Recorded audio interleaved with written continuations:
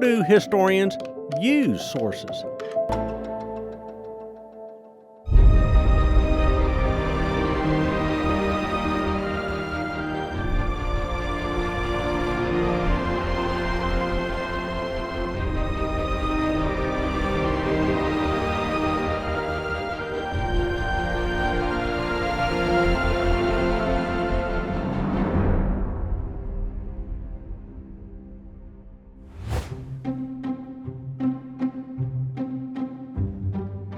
Let's start with primary sources.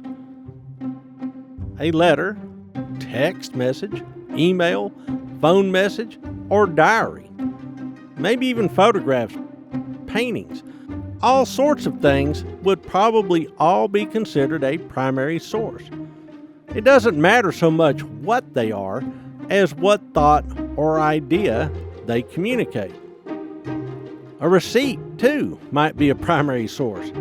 It records a transaction, an exchange, at a particular time and place. How about that little slip of paper generated at the fast food restaurant? Well, it reveals that someone bought that sandwich at that place, at that time, for that price. That is a record of a historical event. Not all primary sources, though, are trustworthy. I can predict the future. Context is important. What was going on when a person created their primary source? Do other sources agree with their story? That is called corroboration. Finally, an analysis, a close reading of the text is useful. Read it. Make notes. What patterns are present? Are there repetitions? Contradictions? Then ask the important who, what, when, where, and how questions. And maybe consider why. Phew, that gets complicated.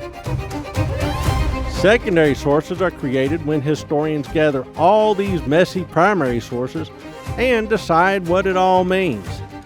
This is called the historian's interpretation, simply stating what they think was going on and why it was going on. A tertiary source takes all the various secondary sources about a subject and condenses it. This is how encyclopedia articles, textbooks, and other history media are created.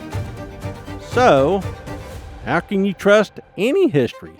How can you trust any historians? Have you ever listened to two people give different versions of a story, then decide which one you believe based on the evidence presented, the context, the corroboration, the trustworthiness of the teller, and a close examination of the sources? Congratulations, you are thinking like a historian.